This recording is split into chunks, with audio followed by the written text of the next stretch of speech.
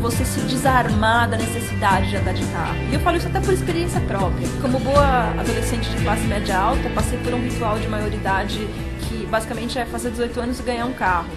E com 24 anos eu era a típica paulistana, estressada, que achava que a única opção era essa, pegar trânsito para chegar no trabalho e pegar trânsito para voltar para casa. E aí eu vim pro centro e modifiquei bastante minha vida para não ter que pegar trânsito. E quando eu comecei a pedalar, eu só queria um jeito mais rápido de me locomover, só que um monte de outras coisas aconteceram. A cidade ela aparece de uma forma muito mais real quando você sai de dentro do carro. Ela é tanto a cidade mais difícil e mais dura, cheia de problemas, quanto a cidade mais bonita das pequenas coisas que você geralmente passa batido, voando por elas. Acho que a maior mudança é que, em vez de me proteger da rua, eu passei a ocupar a rua. Você não vê essa cidade também faz você não conseguir agir sobre essa cidade.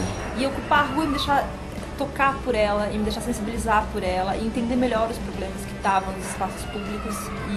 E isso me foi direcionou primeiro minha vida pessoal e depois minha vida profissional para pensar em cidade.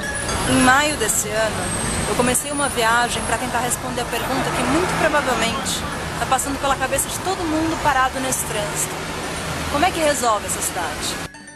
Para buscar essa resposta, eu criei o projeto Cidades para Pessoas. Que é, então, um projeto jornalístico com o objetivo de percorrer cidades pelo mundo que tenham boas ideias e boas práticas, com o intuito de melhorar as cidades para as pessoas que moram lá, e pensar na aplicabilidade disso nas cidades brasileiras. Eu conheci essas cidades pedalando. A primeira cidade para onde eu fui foi Copenhague. E chegando lá, eu descobri que a prefeitura tem um departamento que chama Departamento de Mobilidade de Pessoas, que é uma ideia muito diferente da ideia de São Paulo, que pensa em mobilidade de veículos, né? Esse departamento de Copenhague é um departamento que mede a eficiência, por exemplo, de uma via a partir do número de pessoas que passam por essa via. A Companhia de Engenharia de Tráfego de São Paulo mede a eficiência de uma rua a partir do número de veículos que passam por essa via. E se passam 500 veículos, cada um com uma pessoa, ela é mais eficiente do que uma rua por onde passem menos veículos, mas mais pessoas, do ponto de vista da engenharia de tráfego paulistana. A Prefeitura de Copenhague desenvolveu um estudo em que ela conclui que a bicicleta é boa economicamente para a cidade. Eles fizeram uma equação levando em conta tempo de deslocamento, necessidade de investimento em infraestrutura, necessidade de investimento em saúde pública e ganhos com turismo. Pegaram essa equação e chegaram à conclusão de que a cada quilômetro pedalado por uma bicicleta, a cidade ganha o equivalente a uns 70 centavos de real. Enquanto que a cada quilômetro percorrido por um carro, a cidade perde o equivalente a 30 centavos de real. Quando tem menos carros na rua, tem menos poluição sendo gerada, menos gente ficando doente, mais gente se exercitando, e tudo isso acaba sendo vantajoso para a cidade. E esse é um paradigma curioso, porque em São Paulo a gente acha que o carro é uma vantagem econômica muito grande, que aquecer a indústria automobilística é importantíssimo para a nossa economia. Isso tudo é um mito.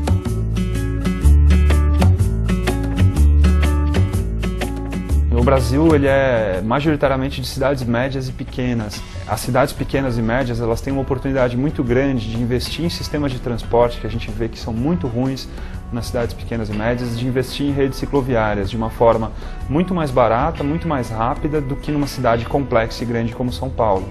Então eu acho que isso seria uma coisa que eu vejo assim acontecendo. Tem uma motorização tanto de carro quanto de moto da população, e que os prefeitos das cidades do interior, das cidades pequenas e médias, acabam achando que isso é um sinal de progresso.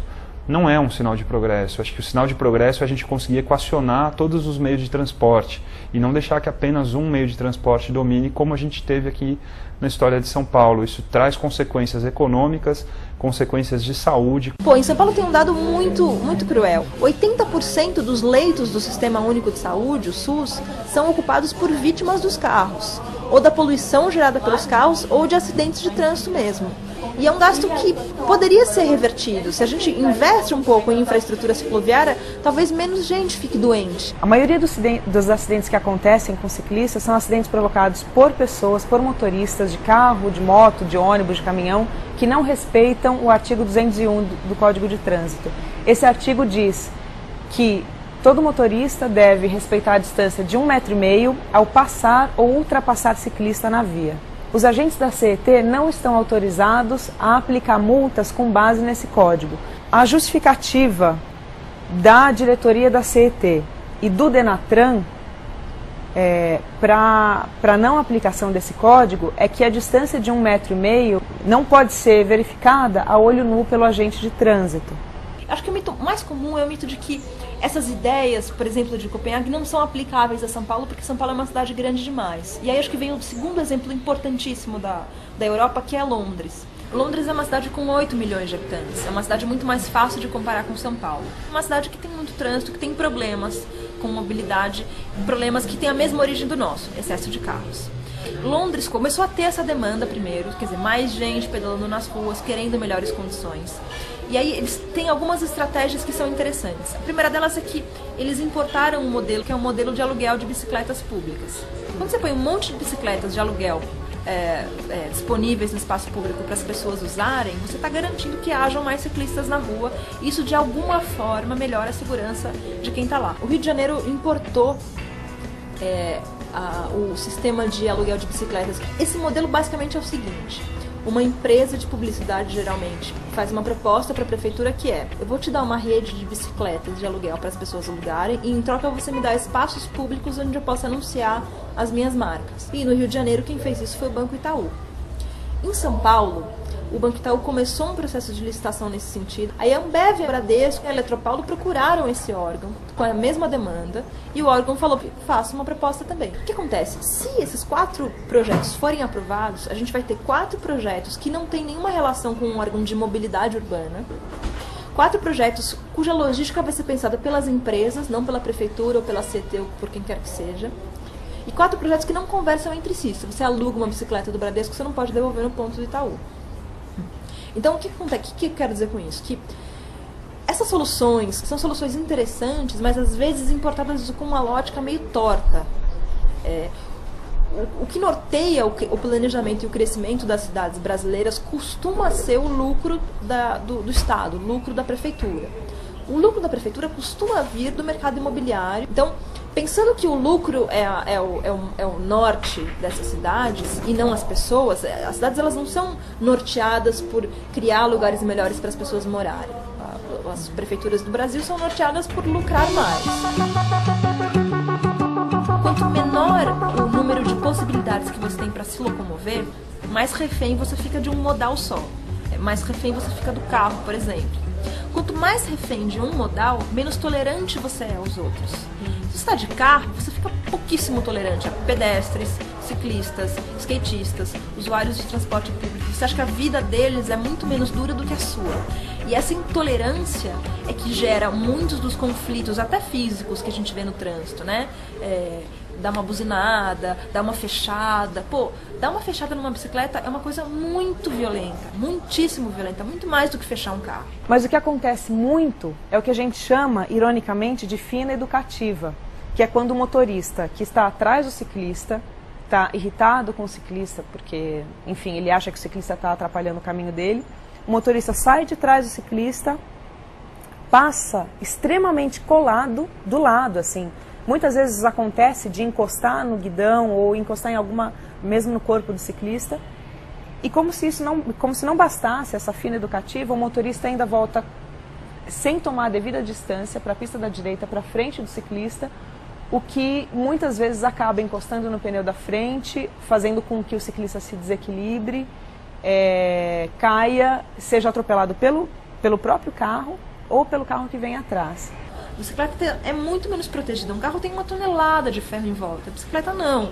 A minha bicicleta pesa 10 quilos, né? E se você não experimenta andar de bicicleta, você não sabe, não conhece as fragilidades desse meio. Então, a tolerância em Londres foi uma coisa que foi levada em conta na hora de treinar os motoristas de ônibus para que eles entendessem como é a dinâmica desse outro modal que vai competir espaço com eles. Então, em vez de competir, eles compartilham a via de ônibus. Chegou-se nesse cenário em que é uma cidade com um grande número de pessoas usando a bicicleta como meio de transporte, depois de muita luta das pessoas também. Não é de graça, não é um político visionário que pensou nisso um dia. Tinha gente querendo isso. E é isso um pouco que a gente começa a ver nas cidades brasileiras. movimentos de engajamento cívico, de cicloativismo, que querem melhores condições para pedalar, não necessariamente com ciclovias, mas com sinalização, com fiscalização de segurança para os ciclistas, com mapeamento de vias melhores para pedalar. Então o que eu fiz foi, no final do ano passado, fui até o Ministério Público e abri uma representação para que o Ministério cobre da CET e do Denatran uma postura efetiva em relação ao cumprimento dessa lei. Quando eu mostrei os argumentos que CET e Denatran davam para justificar o não cumprimento, o promotor disse que isso era um escárnio. Quer dizer, que é tão absurdo o que eles dizem, e é tão absurdo que esse absurdo justifique que tantas pessoas sofram acidentes todos os dias, que certamente, enfim, esse pedido de representação era válido. A gente acredita que, se houver uma aplicação dessa lei, certamente esse quadro vai mudar.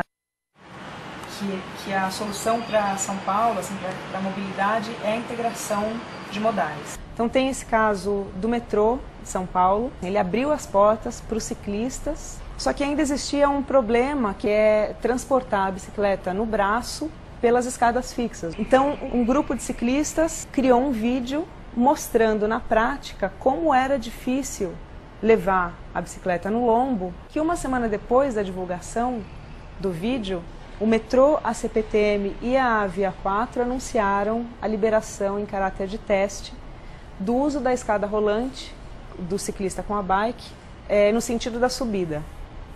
E isso foi, assim, uma conquista muito pontual e uma prova, assim, contundente de que, se você pede e se você dá argumentos, se você oferece soluções e mobiliza a opinião pública para que isso seja conhecido, certamente você vai ter algum resultado aí. Acho que em São Paulo é fundamental pensar na intermodalidade, a bicicleta com outros meios de transporte. É fundamental a gente ter uma melhor distribuição do espaço urbano entre calçadas, transporte público, automóvel individual e bicicletas, equacionar isso nas ruas de uma forma menos injusta, como é hoje. Acho que a principal intermodalidade que existe é entre a bicicleta e o transporte público. Então, a criação de bicicletários, que a gente viu aqui em São Paulo, em muitas estações de trem, principalmente, mas falta construir, por exemplo, nesse planejamento de intermodalidade, redes de ciclovias, ciclofaixas, trânsito compartilhado com a sinalização que alimentem esses terminais de ônibus. Quando você começa a garantir a segurança, você começa a garantir que menos carros estejam na rua e haja mais espaço para os carros que realmente precisam estar na rua. Uma forma de fazer isso são as zonas 30. Zona 30 é uma zona que geralmente fica dentro de um bairro, cercada por grandes avenidas, que tem como velocidade máxima permitida 30 km por hora. O que acontece? Fica muito seguro andar nessa zona 30 de bicicleta, patinete, patins, skate. E aí tem uma outra coisa que é um paradigma interessantíssimo, que é assim, a velocidade média dos carros em São Paulo é 13 km por hora. 13 km por hora é mais devagar que uma galinha. Parece piada, mas se você pensar no absurdo que é uma cidade que é pautada pela mobilidade urbana individual, né, que é feita para os carros, é uma cidade que ao mesmo tempo faz com que esses carros não andem, porque a única opção que você tem é ir de carro. Claro que você tem outras opções, mas as pessoas se sentem fadadas a essa opção do carro e não se sentem seguras para se locomover de outra forma. Aí, se você pensa nas zonas 30, que é diminuir a velocidade máxima permitida, você tira um pouco desses carros da rua. E aí você acaba aumentando essa média dos 13. Quanto menor a velocidade máxima permitida, maior a velocidade média. Que é um paradigma interessantíssimo de pensar. Todo mundo fala, mas vai diminuir a velocidade máxima, isso é muito ruim, a gente já não anda. Pois é, vocês já não andam porque tem carro demais na rua. Se fica mais seguro para outros modais se locomoverem, os carros que não precisam estar na rua vão sair da sua frente. E aí vai ficar bom para você andar de carro, se você realmente precisa dele.